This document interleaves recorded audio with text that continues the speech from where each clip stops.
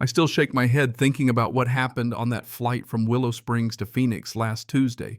If you'd told me the story a week ago, I'd have rolled my eyes and called you dramatic.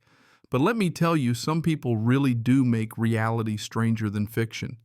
You ever hear those wild airplane stories where you think, no way that actually happened? Yeah, well, this one's real. I was there front row living it. The highlight: a woman 3 rows behind me actually griping about her vacation being ruined, while a man was literally fighting for his life just 20 feet away. No joke, sometimes you really can't make this stuff up. Let me back up a sec. The whole circus started before we even boarded. There I was, Derek Lawson, 41 UPS driver, Tulsa native, not looking for drama, just trying to get to Phoenix to meet my new niece, sitting in the Willow Springs Regional Terminal, sipping bitter airport coffee and half working on my crossword. The usual crowd business folks with their noses in laptops, a couple of families wrangling kids hopped up on airport Cinnabon, pretty normal scene until she arrived. I heard her before I saw her. There's always one, isn't there? Leopard print leggings, fake designer bag, the whole I'm a VIP attitude, barking at the poor gate agent about how she was a platinum elite traveler and how basic economy was an insult to her pedigree. Even from my seat, I could see her boarding pass, plain as day, Group 5. I'd bet a week's paycheck she's never sniffed the real business class. The gate agent kept it cool, explaining there were no upgrades, and Linda, yeah, I learned her name quick enough, made a scene about calling her travel concierge. The rest of us just gave each other that look like, here we go. Boarding time comes. Linda bull rushes the line, insisting she's got priority, waving her phone like it's a magic wand. Gate agent stands her ground, shows Linda the Group 5 right on the ticket. Eventually she sulks to the back. I squeeze into my aisle seat. Row 14, plenty of leg room for my 6'2" frame, and I notice, what do you know, Linda's already camped out in someone else's seat up front. The flight attendant sorts her out, middle seat, row 17, and not a hint of shame on her face. Honestly, for the first 40 minutes, things were fine, almost peaceful. I was halfway through my crossword, peeking out at the clouds and thinking maybe I'd been too quick to judge. Couple rows ahead, this sweet old guy, veteran's cap, soft smile, chatting away about grandkids with his seatmate. Just a regular Tuesday in the sky, until it wasn't. Out of nowhere, the man clutches his chest. His face goes ghostly. His seatmate hits the call button fast. 2 attendants are there in seconds. Patricia, the lead by her name tag, doesn't mess around. She calls out for any doctors or nurses. Lucky for us, there's a nurse in row 23 who leaps into action. Next thing you know, the captain's on the PA telling us we're turning back medical emergency, buckle up. Attendants whip out the AED oxygen mask, the whole works. The entire cabin goes dead quiet, except for Linda. I swear, if you've ever seen someone absolutely committed to being the villain in their own story, this was it. She stands up, hands on hips, sunglasses still on her head like she's on a red carpet, voice booming. Are you really holding up my vacation because some old guy can't handle his cholesterol? I wish I was kidding. The whole plane gasps, you could hear it. The flight attendant tries politely even now to get her to sit. Linda's got no quit in her. Actually, I paid for priority boarding.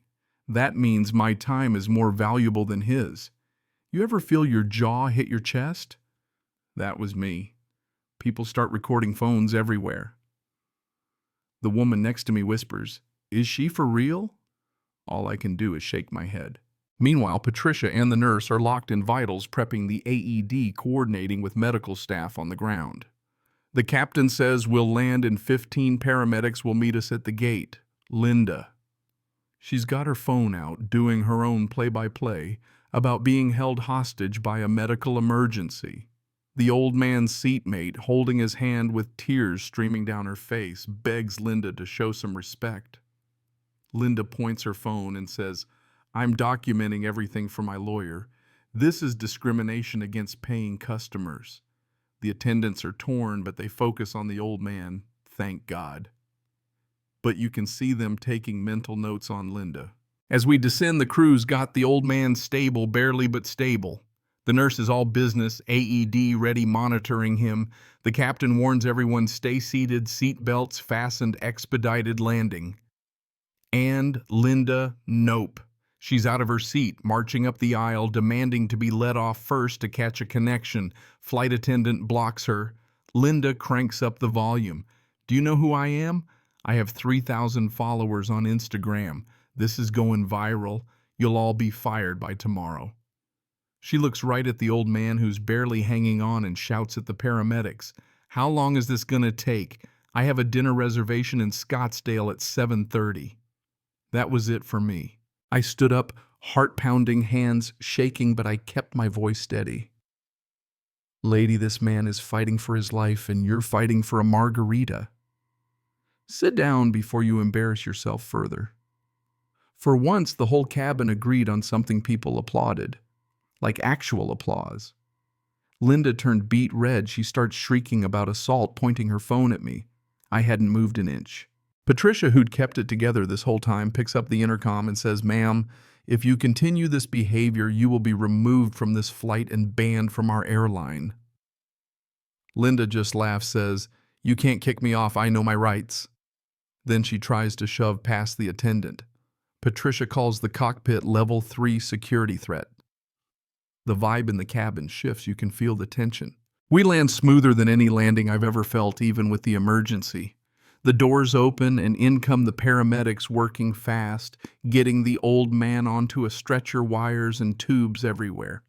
He manages a weak wave of thanks. People are crying, clapping for him. And then Linda tries to follow the stretcher out, ranting about her rights. But now airport police and TSA are waiting. The moment the stretcher clears, they step aboard. An officer calls out, "Linda Marchbanks, you need to come with us." Linda freezes, tries to talk her way out, but nobody's having it. She's arrested for interfering with a medical emergency and threatening crew. As they lead her off, her fake designer bag catches on an armrest, bursts open like a piñata. Beef jerky. Sticks a wine bottle-shaped pillow and half a dozen mini bottles roll down the aisle.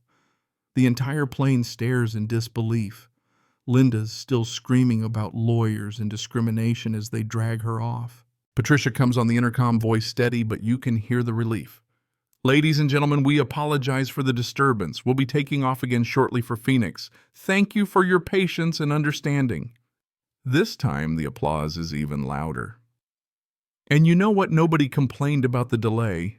Instead, strangers start swapping stories. Worst passengers ever, wildest flights.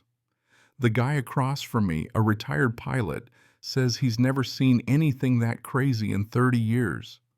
The quiet woman beside me, turns out she's a prosecutor.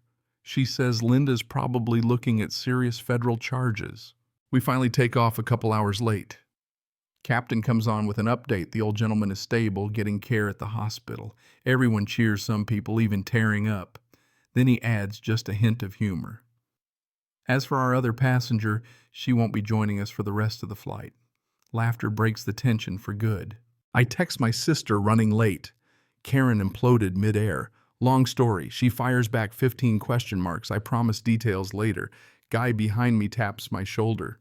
Thanks me for speaking up, says he wanted to, but just couldn't find the words. I tell him, sometimes you just have to say what needs saying. The rest of the flight is nice, honestly. The crew, finally free of Linda's drama, goes above and beyond. Patricia personally thanks me, though she keeps it professional and mentions the airline is pressing charges. The nurse who helped gets a round of applause when she sits back down. We land in Phoenix almost 4 hours late. Nobody's upset. As we're getting off, I overhear a flight attendant on her phone. Apparently, Linda fought the TSA and ended up facing extra charges for assaulting officers. Another passenger looks her up. Her Instagram meltdown is already viral, but not for the reasons she hoped. By the time I get to baggage claim, people all over the airport are whispering about the crazy woman who got arrested for interfering with a medical emergency. My sister picks me up laughing so hard at the beef jerky and wine bottle pillow story she almost has to pull over.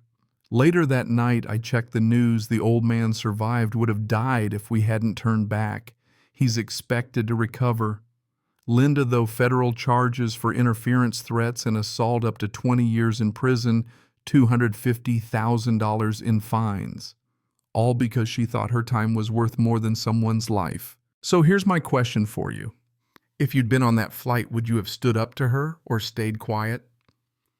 Ever dealt with someone like Linda? Drop your stories in the comments, because honestly, we all need to hear what real justice sounds like.